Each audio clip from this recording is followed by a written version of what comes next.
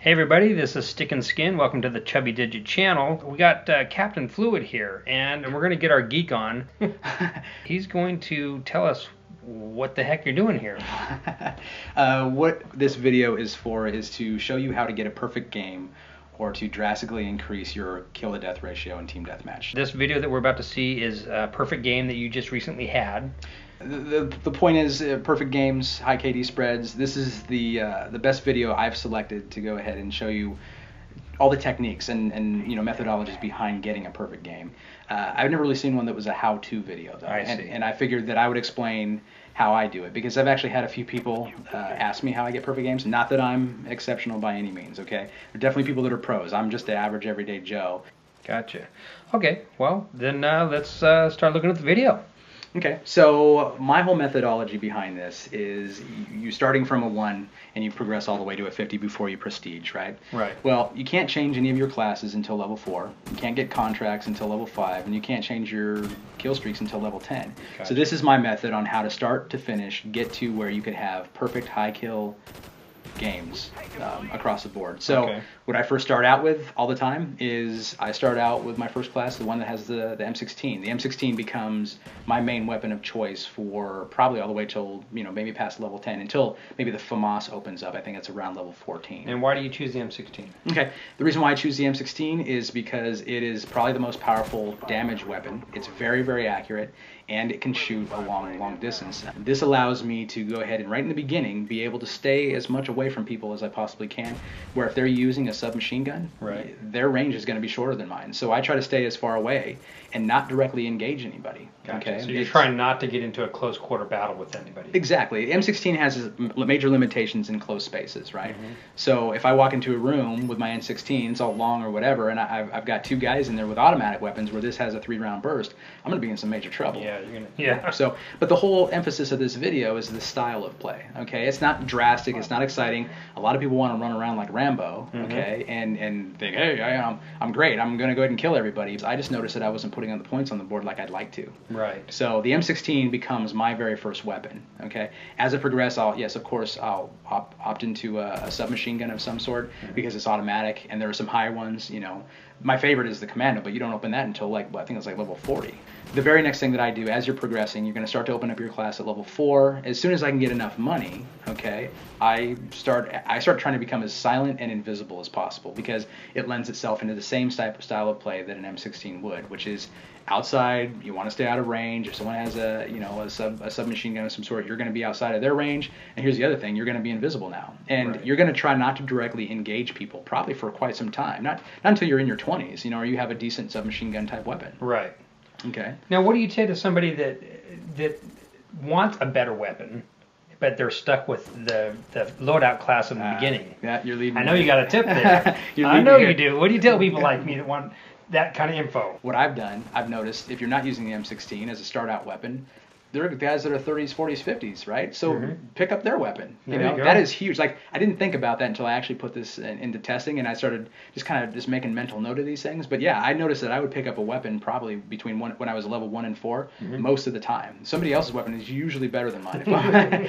So, I mean, at least it has a red dot sight rather than iron sights, and I'm a big, huge proponent of the red dot sight. So here's one other cool tip based on that. We're about ready to get into some exciting stuff because I just got the chopper gunner, but here's the thing too, is if you have a weapon that you load out with, okay, and then you happen to be in a space, where you get killed, okay, as you start progressing to the point where you're going to get 11 kills, you start running out of bullets, even with an M16. And if you're, resourceful on holding on your bullets, if you walk by the same spot that you just died, usually your bullets are still there and you can pick them up, so it adds to your arsenal. So that's a good tip too. I've been so many times I've had nothing but like the 5 or 6 bullets left in my pistol and nothing in my main weapon, and I'm like 1 away from getting the dogs, and I don't know what to do with myself, and I don't want to run around at that point and try to pick up somebody else's weapon. Well, I think it's fun to pick up someone else's weapon and kill them with it. It is very cool. So you've gotten to the point now you're able to pick your kill streaks. Yes. Or I should say buy your kill streaks because they cost money. Right. So here's another thing too. As you're progressing, the whole point between level 4 and 10, as fast as you can, is you want to make as much money as possible. Right. Now the contracts change all the time, but what I do immediately is start buying contracts because it's like it's like gambling. Right. And you can go ahead and advance and get more money. You have to buy everything from the time you're level 4 to be able to build and equip your guy. I try to get the red dot sight, the suppressor, I try to get ghost and warlord as fast as possible, but then you need to start saving money for your kill streaks. It costs $5,000 to buy the chopper gunner, and it costs, you know, $6,000 to get the kill, the we call it the dogs, right? Right. So I don't really even mess with any other KD spreads, or I mean kill streaks now anymore. So it's just a matter about accruing as much money as I possibly can to get to that point. At that point, you can really start decimating people. Gotcha. You know? And that can start as early as a level, you know, between 10 and 14, depending on how good you are and how diligent you are with getting your money. Gotcha. And I noticed that you're showing the score here every now and then. Yeah, I want you to be able to see that, you know, where I'm at in the progression of things. I mean, you've seen I had a chopper gunner here for a while. I'm just about to get the dogs. There's this guy that I heard standing underneath me.